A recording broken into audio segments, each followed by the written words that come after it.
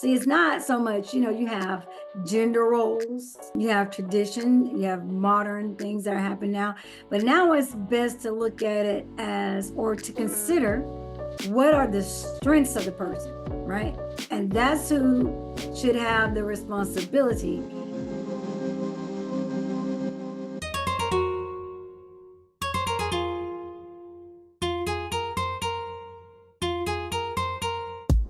And welcome to the Purpose and Powerful Podcast, episode 26.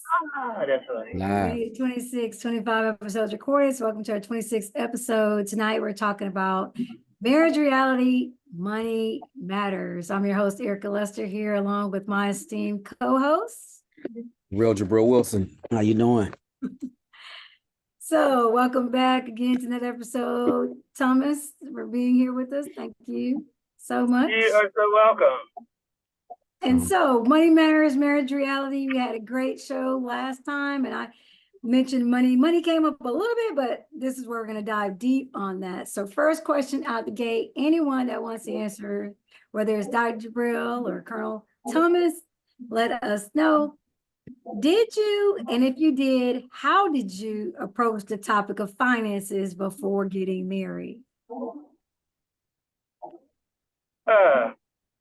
I did. It didn't go too well. Share with us how that was. Like, how did you approach that, and what part of financial literacy or information or was part of your conversation? Well, there wasn't no financial literacy. It's like, who's going to handle the bills? And she was like, I can handle them. And I was like, okay. But then that was the end of that. And I threw all the bills away and walked away. And less than 3 weeks later, I was like, what are you doing? And a moment of fellowship that got heated, a heated moment of fellowship pursued and ensued. And so we kind of worked it out over the first 3 years, but I brought a lot of stuff to the table because I was country boy, I was helping out my parents, I had land I was paying for, I was trying to raise a family, and she was working to help me. However, I wasn't hearing it because I had my own deal, what I wanted to do and how I thought money should be raised. So, you understand how it ended, so I'm going to leave it right there. Fantastic. Dr. Jurbil, question for you, sir. In the spirit of financial harmony, how do you and your spouse currently manage financial responsibilities and decision-making as a team effort? Funny, I was ready to answer the first one because that was the foundation, but I will hit us with 2 for 1 then. All right, so ask the first one again because I was ready. Fantastic. First one was, what financial conversation did you have early on before getting married about finances? I was transparent about what I have, what I'm doing. So I showed her, from what I was making or what I could potentially make, credit score, showed her that because it shows a lot about your integrity, and not saying that if your credit score is low, that is something about your character integrity, but she could see that I was pretty consistent, and that helped her a little bit to feel like she could trust me and to help her if she needed areas with the financial literacy. So before you kind of get into quote unquote someone's business, it's good to show what you're doing or not doing so that they can understand and open up as well. So that was the first conversation we had about what I'm doing. Now, the second question. How do you guys manage financial responsibilities as a team? I handle more of that. That's more of my gift for my lane. And she accepted that. It's not an issue. So I do the majority, but there are certain utilities and certain add-ons. It's like I make the cake. She puts some icing on it and some sprinkles. And that's how we do it. So we all do it together. It's just that one person has a little bit more responsibility. And I do not believe, for that's gender specific, financial literacy is not a gender thing. It's just who's more responsible, just like cooking. Just like cooking. I mean, the male could be the chef. It doesn't matter. As long as the food is good and everybody's happy, then it works out in any marriage or any relationship. So I just want to say that I think when people think of finances, traditionally you thinking of the male, as they say, the breadwinner, but breadwinner is not gender specific. So I just want to put that disclaimer out as we go into this show or whatever. It's going to evolve from that, but just have an open space in mind for that, the idea, and for what Dr. Jurbil feels is true. Excellent. Thank you for sharing. Sure.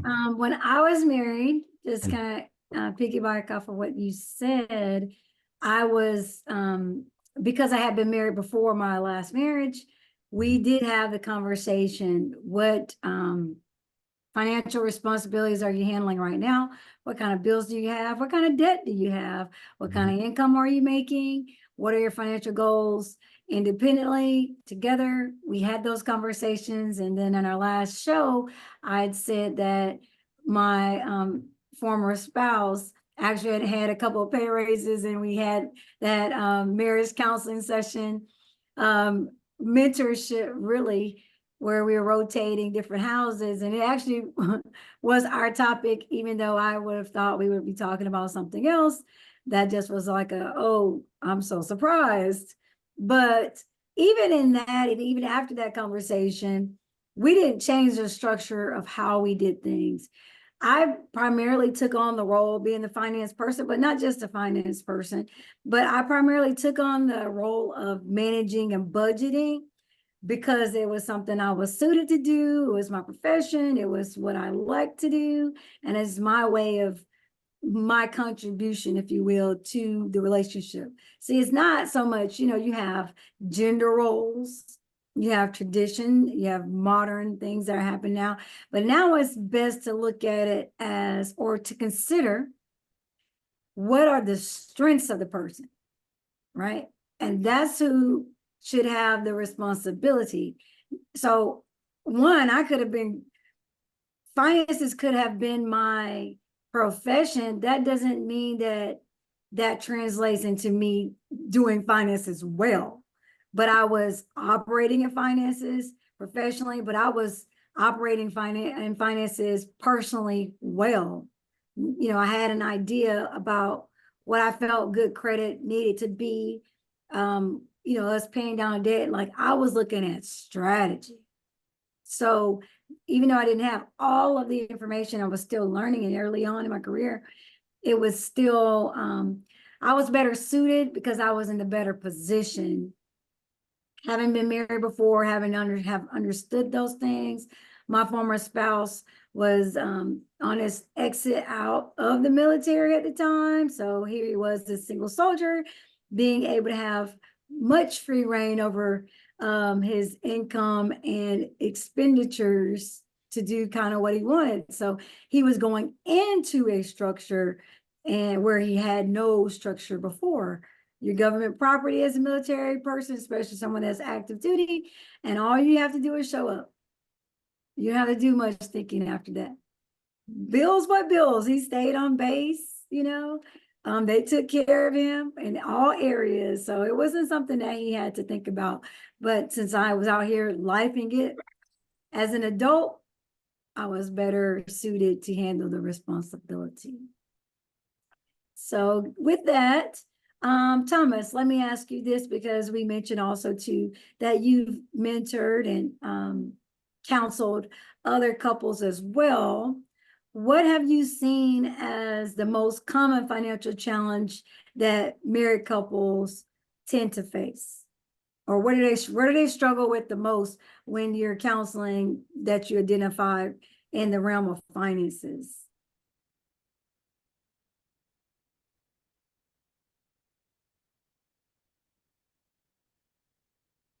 You're on mute, sir. Okay, no wonder I wasn't hearing them. All right, so I would say control. So everybody's grown. They've been living their lives. They have been doing things on their own. And And for one to say, okay, I'm going into this marriage and I have these things um, going on, sometimes that's embarrassing because, you know, whether it's baby mama drama, or whether it's the daddy drama, whether it's, you know, just like you're saying, the woman's making a whole lot of money, the men is, and I would say control and trust actually, because the trust overrides control. Because if you don't trust the person with the money, then you are not going to want to give them control or relinquish control. Then that's where, I mean, I'm being transparent. We still struggle with that sometimes because, you know, throughout our marriage, we've been separate.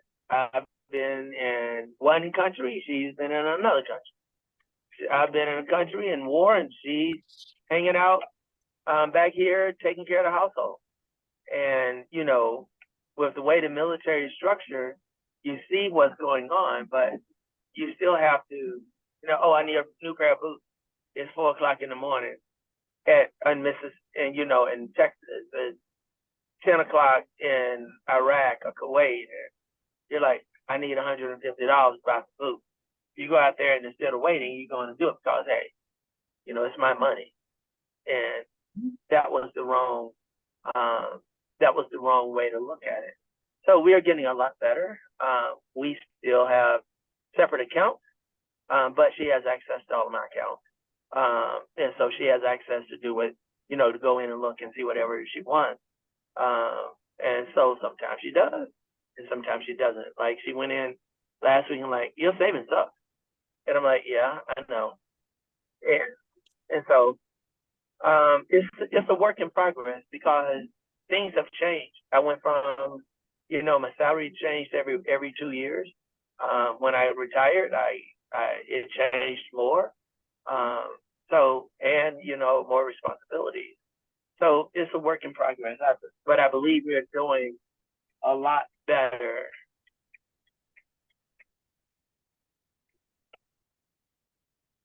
Awesome. Benjamin Arrington, good evening. How are you? Hey, doing all right at the moment. Fantastic. So we're talking about money matters in a marriage. And my question for you, if I may ask, is what advice do you have for couples who struggle with differing spending habits? Oh, that's a good one. Something that I basically kind of learned from my parents is because I didn't hear all of what my husband had to say, but what I basically learned from my parents is basically you have a yours, mine, and ours account. Okay. And so then that way, essentially, there'll be so much money in the yours account and there's so much money in the my account.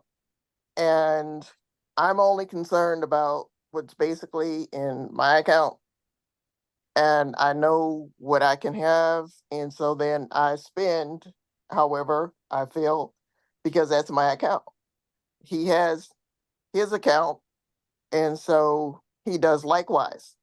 So there's no there's really no conversation at that point about how he spends his money or how I choose to spend my money. But then you have the my account, and that's basically the ours account. And the ours account is where you will naturally discuss things.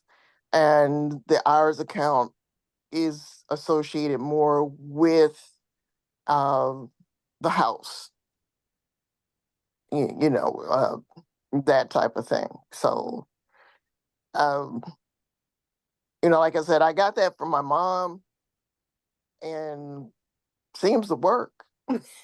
For me, it works. I mean, sometimes, yeah, he does question some of my purchases, but, I just kind of look at him like, yeah, okay. and I do the same, but for the most part, his purchases are his purchases because that's with his money. And then, like I said, my account is my account. So that, and that's what I would suggest, especially because you know we are all going to have different spending habits, and we're going to have different viewpoints of. Because I know when we first got married, because my mom would say, "Well, you know, his money is your money, and your money is your money," type deal. And when I mentioned that to him, he got mad. Oh, he got mad. He was like, "Oh no, no, no, no." So, but essentially, you know, like I said, I found out from my parents that's how they kind of worked it, and so, and then sometimes, you know, you designate with you, even though you have the yours account and my account, sometimes you'll still designate, well, hey, you take care of this bill, and you know I'll take care of that bill, even though you still might have the general pot there as well. So it keeps confusion down, keeps arguments down as well. I love it. This is the first time I actually heard that. I've heard the second one a lot, where what's his is mine and what's mine is mine. But Right, I do like the separation, and you know, the three things that always will kill or make or break a marriage is sex, money, and power, right? right. Communication is the power dynamic, obviously. But yeah, that yours, mine, and ours. I love that. Hmm. And then it just diminishes the fights. Right, it does. But I do believe that ours, we bring it all to the table. The communication is it's our money. We're gonna do it this way. We're gonna agree on this, and then hey, it's cool. Right, because usually the R's comes into play when you're making large purchases. You know your purchases are several $100s. I mean, you can set a limit, and then at a certain point, then that's when it comes into discussion. Hey, any purchase over, I don't know, $400, we talk about. So I like it. I like it. I really do. What do you think about that, Dr. Jabril? Do you guys do something similar or? Yes, definitely. I believe that people are grown. By the time you get married, you're grown. So you're going to have different ideas, different mindsets, different needs slash wants. And if you, as long as the things are taken care of as a family, then the other things, just let them do what they want. Because if they're going to end up doing it anyways, or have a desire or resent later on. So if people are allowed to still have some sense of self, I think that's awesome. That's how you grow, and you don't hide or sneak and do things because you you've agreed. So it goes on both ends. So I mean, I think that if one person can do it, the other, and that's what makes it fair and balanced. mhm. And you know, for me, I came from a family, a background where mom ruled the money, and daddy just worked all the money, came to the house, he dumped it on the table, and she would handle bills. And then she started, you know, daddy started complaining about, well, this bill's not paid. Well, this what's going on? This was when mama started having dementia. So we're still struggling somewhat to figure out what mom did with all the money, because dad's like, well, I got $100,000 here. Well, I got $20,000 here. Where did it go? And nobody can understand where it went.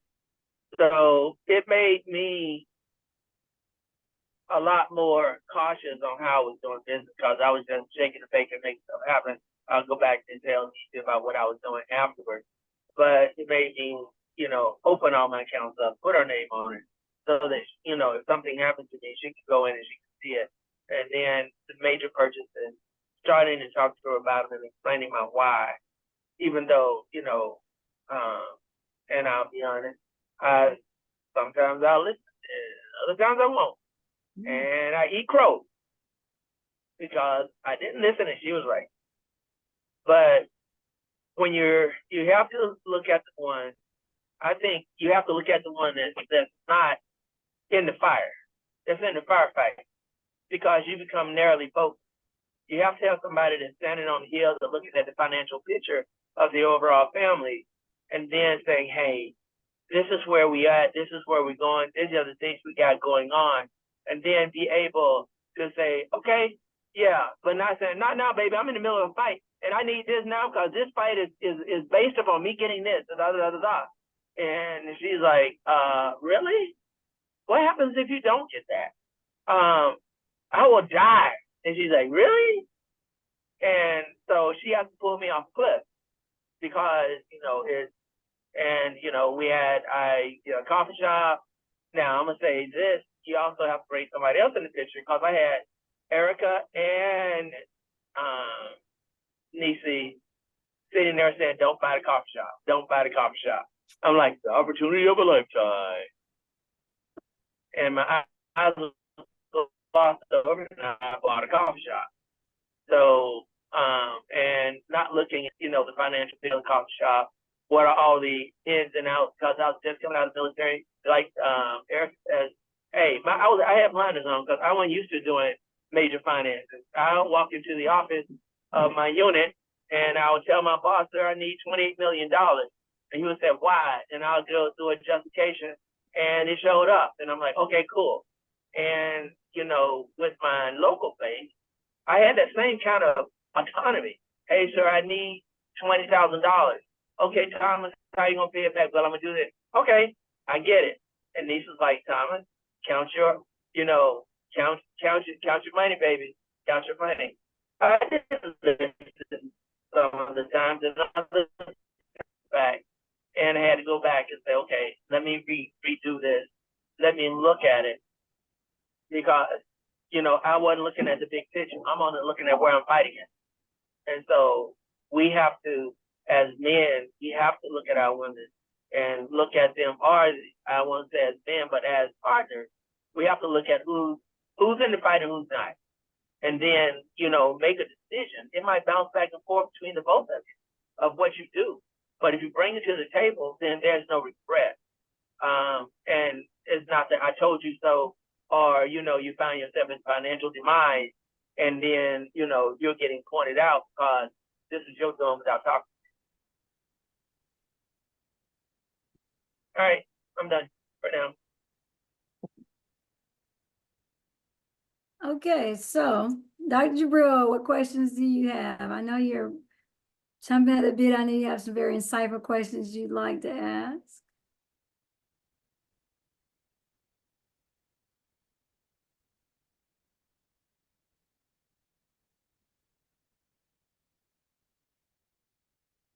You're still on mute. Seems like I'm having a tech. It's like a frozen on my portal. We got you. You coming through. No, in terms of looking at chats and stuff, it's not allowing to see.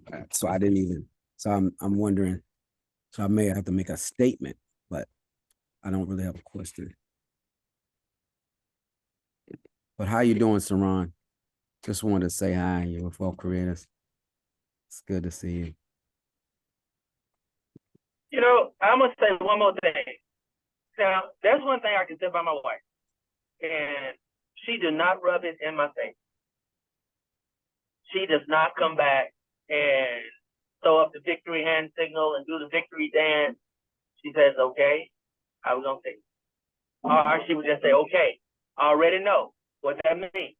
The rest of the service, how we going to fix it? And, and she will give me the opportunity and the time to fix it. That's one thing.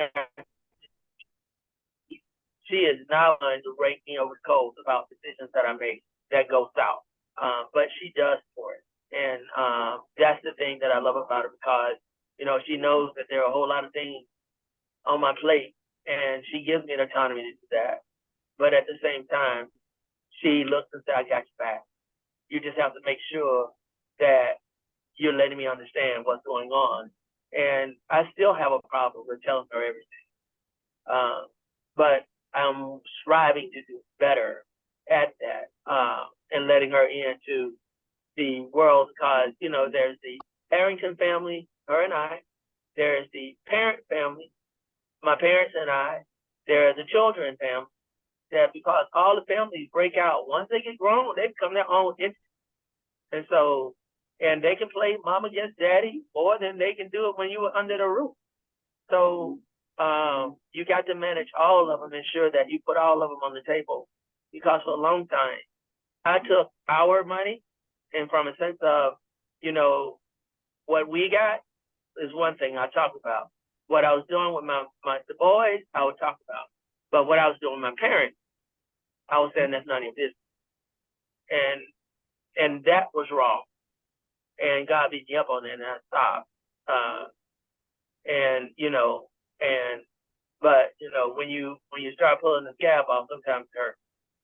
But she's always been there, understanding, saying, "Okay, baby, work with this," and that's what she did. So I got to give her credit and give her the kudos for that. Love you, baby. Thank you. That is so sweet. I just want to say that no one said anything about the coffee shop. Her and I have never even had a conversation about it. Just so you know, you were all covered, and we already knew. We both know without even having a phone. If he's gonna do what he wants, we don't even. What can you do? We've understood that. So. But I learned. That's my line. I'm sticking with it. I learned.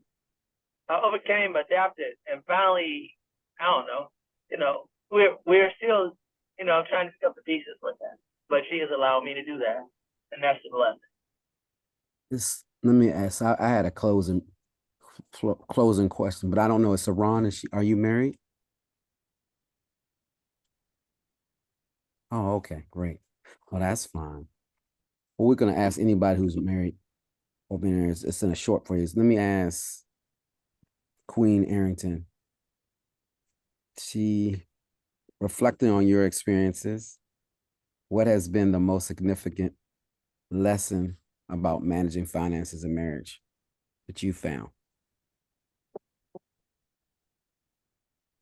It's a tough job.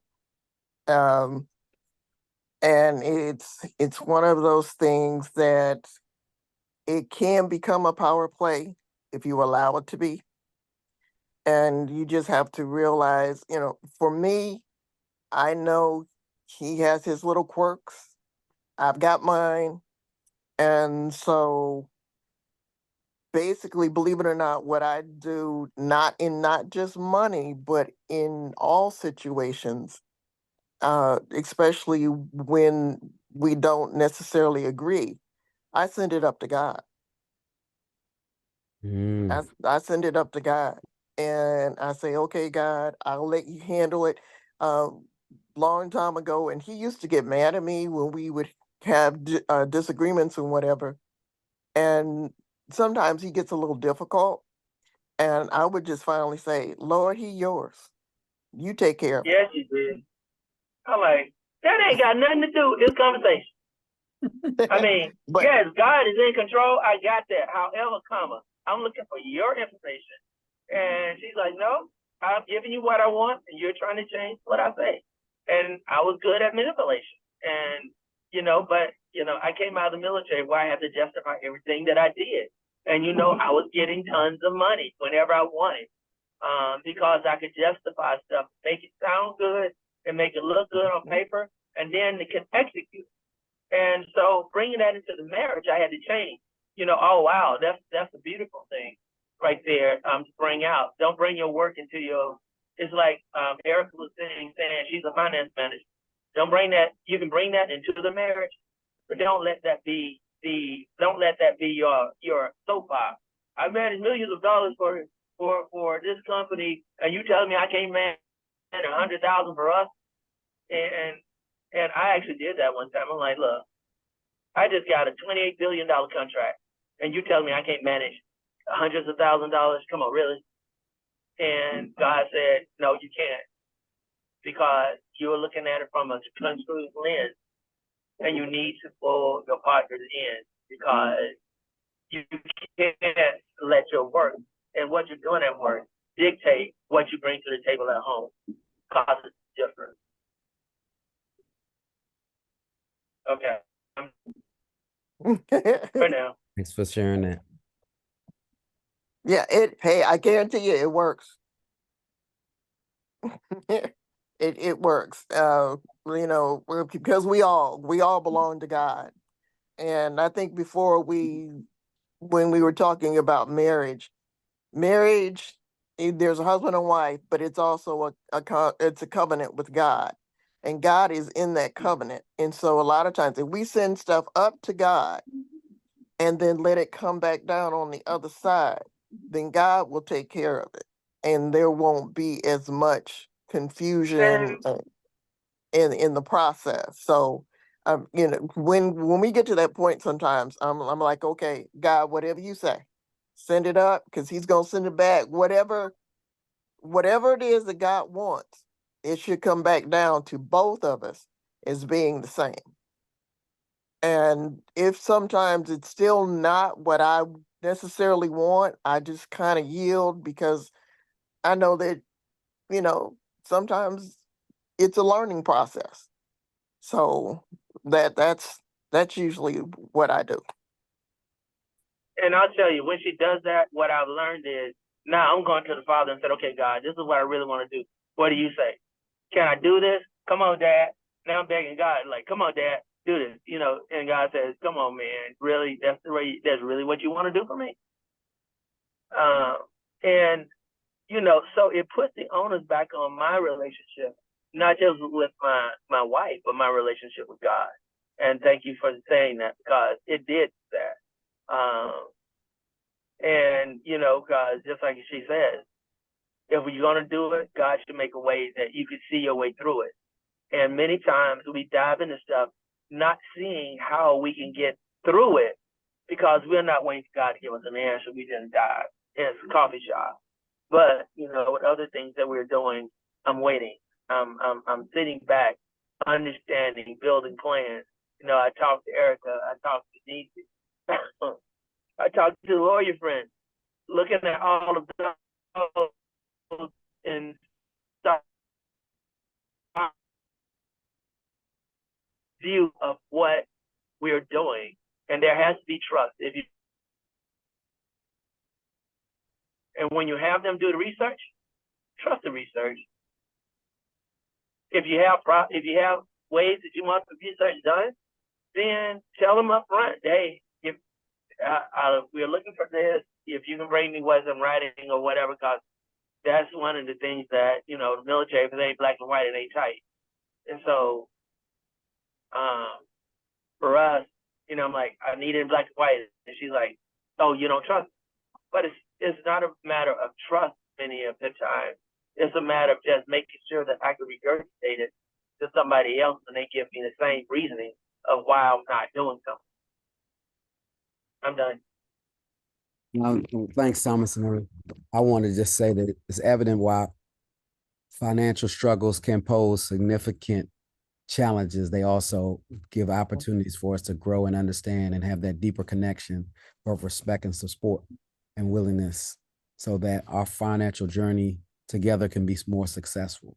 So honoring each other's viewpoint, still being an individual, but with any part of our marriages, as Erica was talking about, sex, communication, and finances. With these finances, we got to keep them together, because if any of those threes are not working, it can end in disaster. So hopefully this episode helped let you know what you're doing that's good or right, and things that you may need to still work on. And then some of it is just a work in progress. As Queen Deborah just said earlier, it's work. It's work. It's always going to be work. So you just hang on, and that's how you build your marriage. Remember, if you're not, you gotta stand. You can't be hanging. You gotta stand. Oh, you said you can't hang. You got to stand. You gotta stand, because if you're standing on the word of God, if you're standing on your marriage, if you're standing on your trust with your spouse, then you have a solid foundation. The moment you hang it, you have let go, and all you're doing is hanging on by the hair of your thread or hanging on by a bar. You have no foundation. You can't turn. You can't bend. You can't do anything. You're at the wells of the light, and life will tear you apart. And what the Bible says, let no man put us, what God put together, let no man put us under. And many times in my counseling, I said, who put you together? Well, God put us together. I said, so why are you trying to put yourself, tear yourselves apart? All right. Well, you So, said you summed it up. I mean, next week when you talk about people who are married, we're going to talk about people who are not married. Why? Because they chose not to settle. So Erica will just tell you what we're having next week. And you don't want to miss that episode. Absolutely. Just as a reminder, be sure to subscribe to our podcast on YouTube, Facebook, TikTok, or our softerside.com website. So next year or next week, Here. 1 year down the road, next week, join us for our replay episode of Single by Force, The Divorce Dilemma, 7 p.m. Eastern, 6 p.m. Central.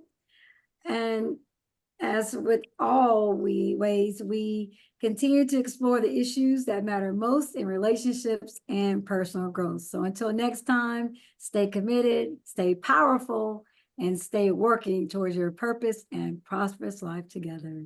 Have a great evening, everyone. Thanks again, and stay connected. We'll see you soon. All right.